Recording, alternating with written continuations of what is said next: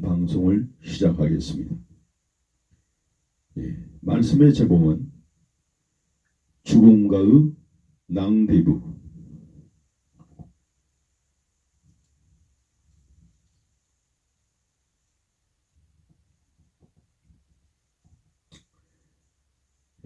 말씀은 히브리서 9장 27절로 28절 말씀이 되겠습니다. 세계 제1차 대전 때 어느 시인이 죽음과의 낭대부, 약속된 시간이나 장소에서 만난다는 뜻입니다. 이 시를 쓰고 전사한 일이 있습니다. 지나간 얘기를 우리가 보아서 알겠지만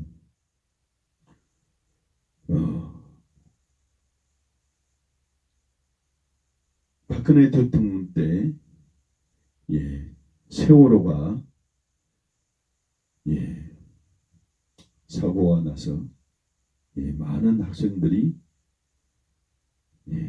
저 세상으로 갔습니다. 그리고 우리 육군 함대가 두동강으로 나서 그 군인들이 많이 전사했습니다. 그리고 미국에서 보잉 747 7기가 추락해서 520명이나 떼죽음을 당했고, 보잉 737기가 이륙하다가 엔진에 불이 붙어서 50명이 죽었습니다. 또 미국의 비행기 테러 사건 얼마나 비참했습니까? 그것은 사람이 갑작스럽게 세상을 떠나리라고 어느 누가 생각이나 했겠습니까?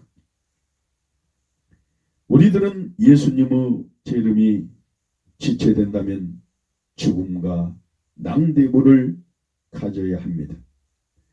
죽음은 갑자기 들어닥치기도 하고 천천히 다가오기도 합니다. 그러나 죽음은 반드시 찾아오고야 맙니다. 건강 상태가 아주 좋은 사람이 며칠 안에 죽는 수도 있고, 병원 침대에서 다 죽어가던 사람이 10년, 20년 더 오래 사는 장수한 사람도 있습니다. 죽음이란 신비스러우면서도 확실한 사실입니다. 저 공동묘지나 무덤은 죽음은 반드시 찾아온다는 것을 말해 줍니다. 에덴 동산은 아름다운 곳이었습니다. 죄와 죽음은 그 문에 들어갈 수가 없는 곳이었습니다.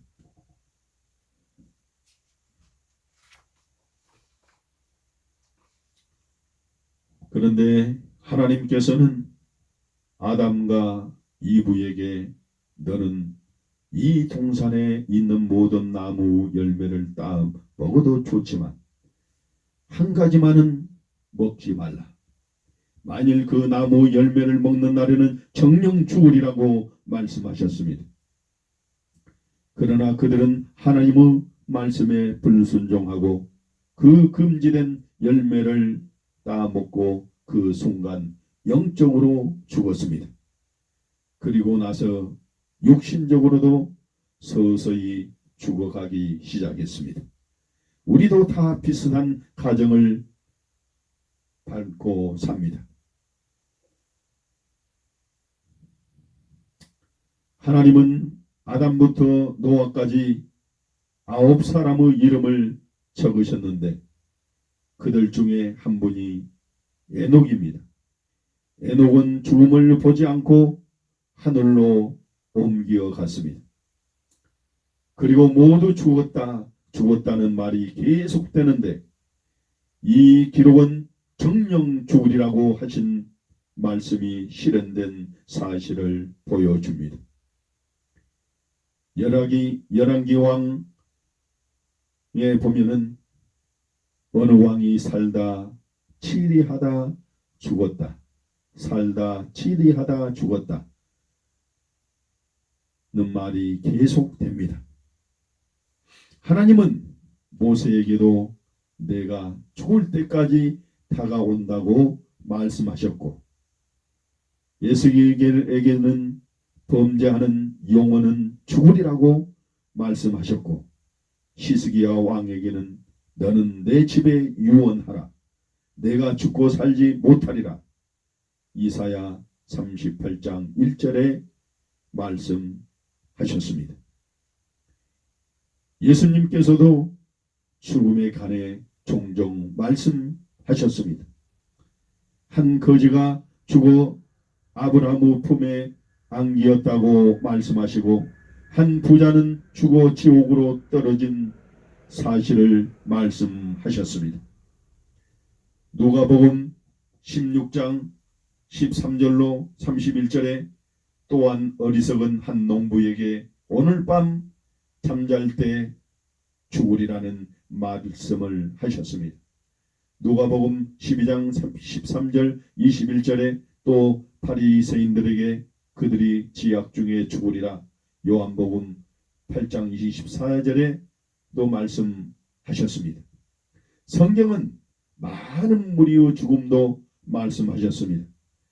바로왕 그의 군대가 홍해 바다에서 죽은 사실, 출애굽기 14장 사네림의 군대 10만 8,500명이 하룻밤에 하나님의 천사에 의해 죽은 사실도 말씀하고 있습니다.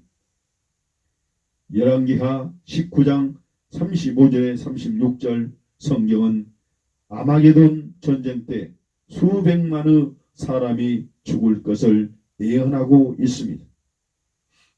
계시록 16장 19장 그리고 세례 요한이나 스데반 같은 사람은 용감하게 죽은 것도 말씀해 주고 있습니다.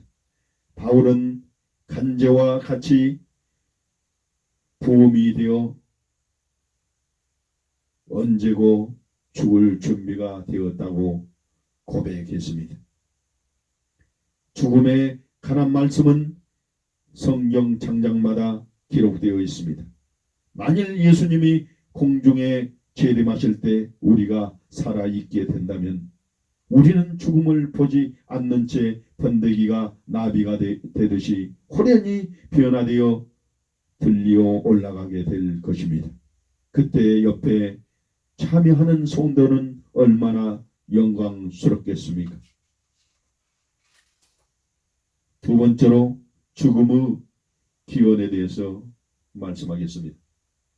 성경은 분명히 말하기를 죽음은 죄로부터 생겨났다고 했습니다. 에덴 동산의 이야기가 그것을 설명해 줍니다. 첫 번 사람이 범죄할 때부터 죽음은 모든 후손에게 전달되어 오는 것입니다. 사실로 죽음은 모든 인간뿐 아니라 모든 자연까지도 오염시킵니다. 꽃은 피었다 죽어버리고 나무 푸른 잎도 말라 죽습니다. 모든 동물도 죽어갑니다. 우리 모두가 몸속에 죽음을 지니고 있습니다. 뼈는 부서지게 되고 치아는 썩어가고 있으며 머리는 휘어지고 또 빠져 없어지고 있습니다. 시력은 점점 약해집니다. 어떤 사람은 암이 퍼져가고 있고 심장의 근육은 점점 약해지고 있으며 혈압은 점점 올라가고 있습니다. 죽음은 우리를 향해 점점 다가오고 있는 것입니다. 신유의 은사를 너무 강조하는 분은 우리가 건강치 못한 것은 믿음이 약해서 그렇다고 합니다. 하나님의 계획은 우리가 안전한 건강을 갖기 원하는 것이라고 합니다. 그러나 그들은 병들면 병원에 갑니다. 안경도 쓰고 보청기를 씁니다. 그리고 이가 아프면 치과에도 갑니다. 결국 죽습니다. 물론 하나님께서 우리의 기도에 응답해서 병을 고쳐주기도 합니다. 그러나 죽음의 손을 묶어 놓을 수는 없습니다. 우리는 예수님이 재림할 때까지는 결코 안전한 몸을 가질 수 없습니다. 본문에 사람이 한 번 죽는 것은 정하신 것이다 라고 말씀하신 대로 우리는 매일매일 죽음의 운명적인 시간이 점점 더 가까워지고 있는 것입니다. 해마다 수많은 사람들이, 예기치 않는 사람들이 죽어가고 있습니다. 비행기 사고, 건물 사고, 자동차 사고, 여러 가지 사고 등으로 또한 질병으로 죽고 자살해서 죽습니다. 그래서 건축업자들이 기억해야 될 말이 있는데, 즉 모든 문과 계단은 큰 칸이 들어올 수 있게 하라는 것입니다. 그러나 구원받는 성도들은 죽음을 겁내지 않습니다. 왜냐하면 죽음을 정복하신 예수 그리스도 안에 소망을 두었기 때문인 것입니다. 만일 진심으로 예수님을 믿지 않는 분이 계신다면 죽음을 두려워해야 합니다. 죽음은 구원받을 수 있는 모든 기회가 끝나게 됩니다. 지금이라도 죽음이 우리 앞에 성큼 나타날지 모릅니다. 세 번째, 죽을 때 무슨 일이 일어나는가? 그리스도인이 죽을 때 무슨 일이 일어날까요? 몸은 무덤으로 갑니다. 그 무덤은 공동묘지일 수도 있고 바다일 수도 있고 사막의 모래일 수도 있고 산 꼭대기일 수도 있습니다. 그리고 그 몸은 썩어서 예수님이 오실 때까지 남아있게 됩니다. 예수님이 공중 재림하실 때 그리스도인의 몸은 다시 부활하여 예수님의 몸과 같이 되어 영원히 주님과 함께 있게 되는 것입니다. 그러나 기억할 것은 구원받지 못하고 죽은 사람의 몸은 부활하지 못하고 천년을 더 기다리게 됩니다. 그러나 무덤에서 영혼도 잠자는 것이 아닙니다. 사도 바울은 말하기를 몸을 떠나 그리스도와 함께 거한다. 고린도후서 5장 8절에 말씀하고 있습니다. 그리고 빌립보서 1장 23절로 24절에는 내가 그 사이에 끼었으니 떠나서 그리스도와 함께 있을 욕망을 가진 것이 더욱 좋으나 그러나 내가 육신에 거하는 것이 너희를 위하여 더욱 유익하니라. 이 말씀에서 우리의 영혼, 즉 진정한 자아는 죽는 순간 올라가 예수 그리스도와 함께 거하게 됨을 알 수가 있습니다. 만일 영혼도 잠을 잔다면 1900년 전에 죽는 바울은 아직도 예수님을 보지 못했을 것입니다. 성경에는 영원히 잠자는 근거가 될 말씀이 없습니다. 그리스도인이 죽을 때 그의 몸은 무덤으로 가지만 그의 영혼은 올라가 주와 함께 거하게 됩니다. 그리스도 안에서 죽는 한 우리의 영혼은 빛의 세계로 날아가게 됩니다. 예수님은 강도가 회개하며 죽을 때 오늘 내가 나와 함께 나그네 있으리라. 누가복음 23장 43절에 말씀해 주었습니다. 내일이 아니고 천년이 아니라 오늘 나와 함께 나그네 있으리라. 이렇게 말씀하고 있습니다. 그러므로 죽음이 하나님의 자녀들에게는 공포 대상이 될 수가 없습니다. 오직 저주 세상에서 행복한 하늘나라로 이주하는 것에 지나지 않습니다. 그러나 구원받은 그리스도인이라야 할지라도 죽음을 준비할 필요는 있습니다. 어느 날 그리스도 심판대 앞에 서야 합니다. 그의 공적이 시험을 받게 됩니다. 어떤 사람은 그리스도를 위한 봉사가 없을 수도 있고 적을 수도 있습니다. 우리가 자신의 영광을 위한 업적은 심판의 불을 견디지 못하게 됩니다. 그리고 이와 같이 말을 듣게 될 것입니다.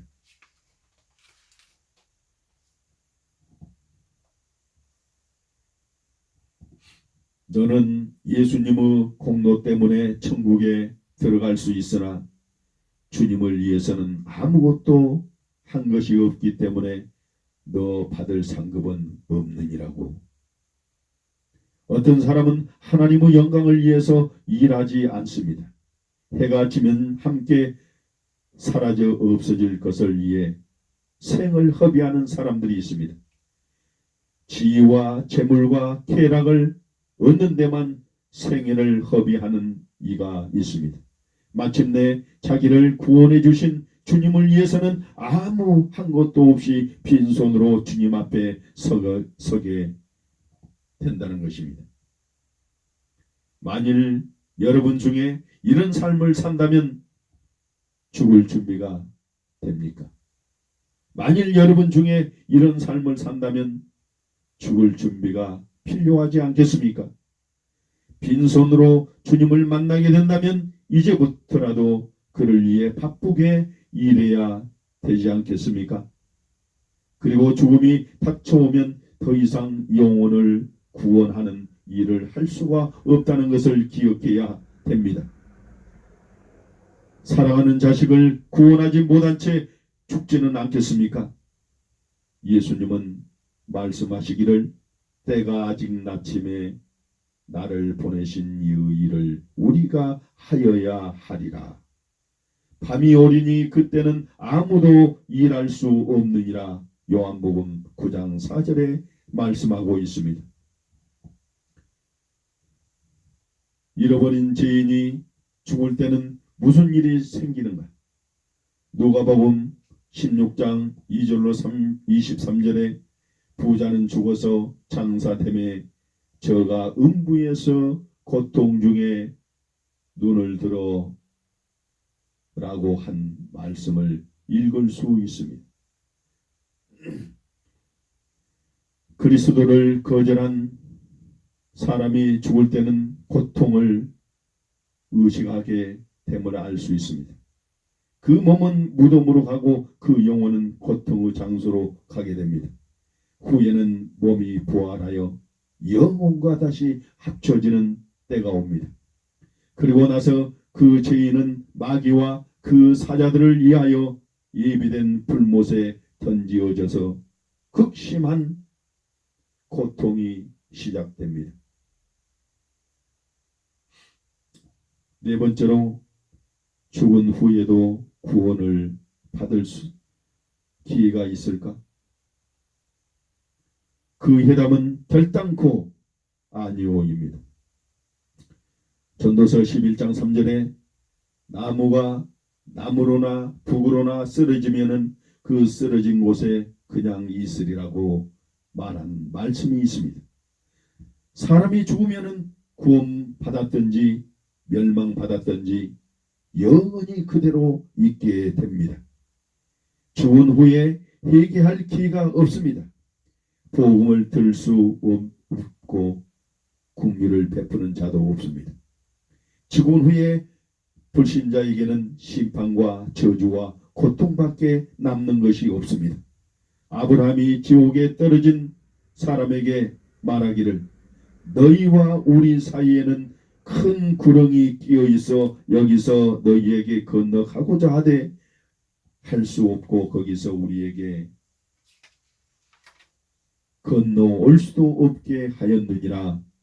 누가복음 16장 26절에 말씀하고 있습니다. 하나님은 그 구렁을 놓은 법을 알고 있습니다.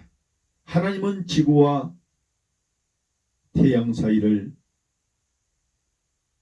9,300만 마일의 간격을 두셨습니다.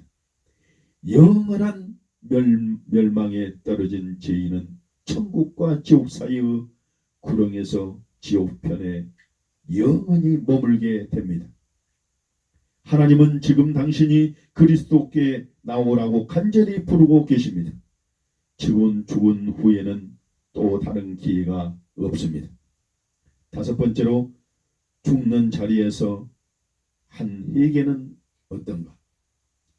진실한 마음으로 회개하고 믿는지 아닌지 문제입니다.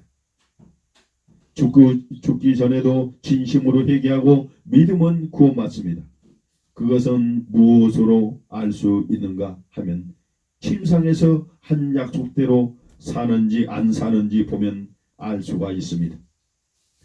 어떤 사람은 한번 살려주시면 예수님 잘 믿고 교회에 잘 다닌다고 약속한 대로 태어나고 나서 교회에 잘 다니고 신앙생활 잘하는 것을 볼 수 있고, 어떤 이는 철석같이 약속하고 태어난 후에는 전혀 하나님 앞에서 한 약속대로 살지 않고 여전히 교회에 안 나오는 것을 볼 수 있는데, 이것은 구원받지 못한 사람입니다.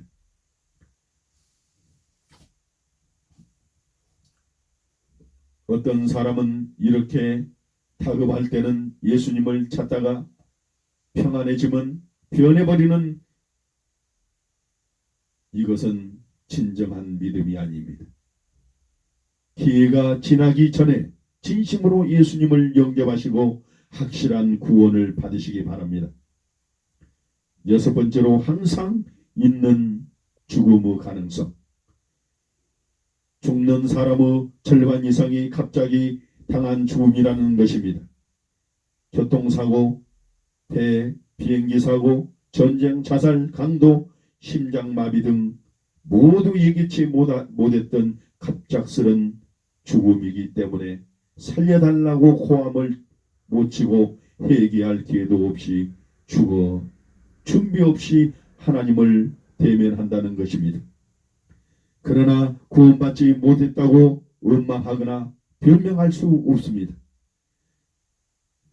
산지 지방에 교회가 있고 성경이 있고 서적이 있습니다.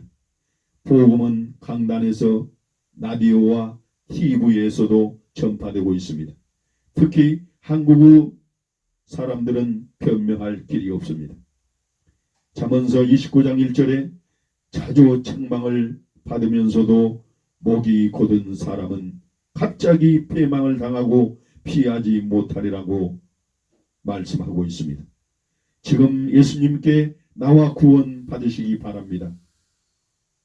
일곱 번째, 죽음을 정복한 사람.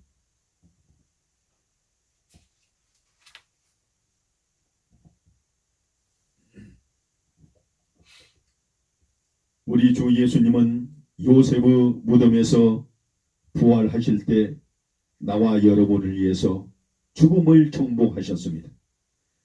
그리고 그가 사셨으므로 우리도 살게 됩니다.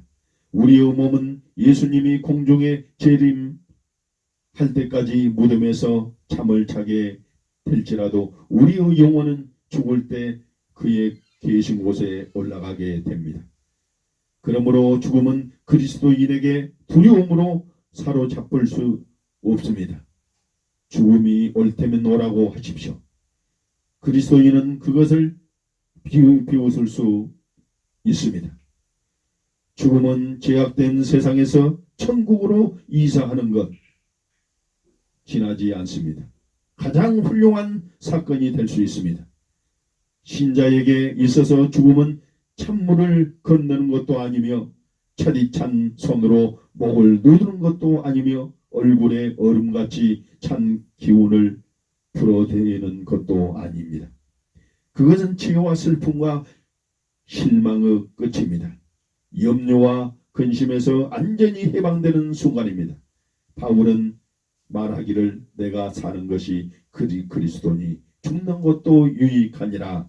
빌립보서 1장 21절에 말씀하고 있습니다. 만일 당신이 그리스도를 위해서 산다면 죽는 것은 유익이 되고 영광이 되는 것입니다. 그러면 죽음이 여러분에게 어떤 의미를 줍니까? 모든 기회의 종말입니까? 아니면 축복의 시작이 됩니까? 위로 올라가게 됩니까? 아래로 내려가게 됩니까? 천국입니까? 아니면 지옥입니까? 선택은 여러분 각자에게 달려 있습니다. 그리스도와 천국이 되는지 지혜와 지옥이 되는지 말입니다. 한 작은 소년이 바닷가에서 모래를 가지고 놀고 있습니다. 모래로 한 도시를 건설합니다. 그 안에 집도 짓고 가게도 만들고 예배당도 짓습니다. 그러면서 해가 지는 줄을 몰랐습니다. 잠시 후 들물이 밀려와서 그 도시를 다 쓸어가 버리고 말았습니다. 그 소년은 물결을 피해 도망갔습니다.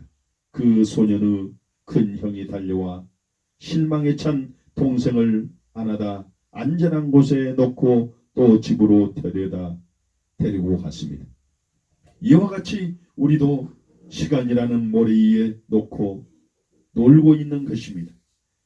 장난감 집도 짓고 세상을 위해 짧은 생애를 보내고 살고 있습니다. 우리는 너무 분주해서 죽음이 다가오는 줄도 모르고 있습니다. 그러다가 갑자기 죽음이 와서 우리와 우리들이 여러 해 걸려서 쌓아 올린 것들을 일순간에 쓸어가 버리고 맙니다. 그러나 우리는 두려워하지 않습니다.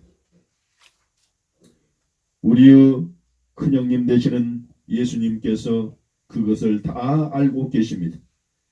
그가 내려와서 능력 있는 팔로 우리를 안아서 밝고 빛난 아버지의 집으로 데려가기 때문인 것입니다. 단 그리스도를 당신의 구주로 믿고 그를 위해 살아야 됩니다. 죄가 하나도 없어야 된다는 것이 아닙니다. 그 중심에 예수님을 나의 구주로 영접하고 그를 위해서 살아야 되는 것입니다. 여러분의 가족, 친척, 우리 이웃에 아직도 멸망해 가는 사람이 얼마나 많이 있습니까? 이 세계에 복음이 듣지 못한 사람이 얼마나 많이 있습니까? 우리는 이 말씀대로 순종하고 아버지 하나님께서 우리에게 달란트를 준 대로 우리는 열심히 일하다가 우리는 주님 만나고 아버지를 만나게 될 것입니다. 이만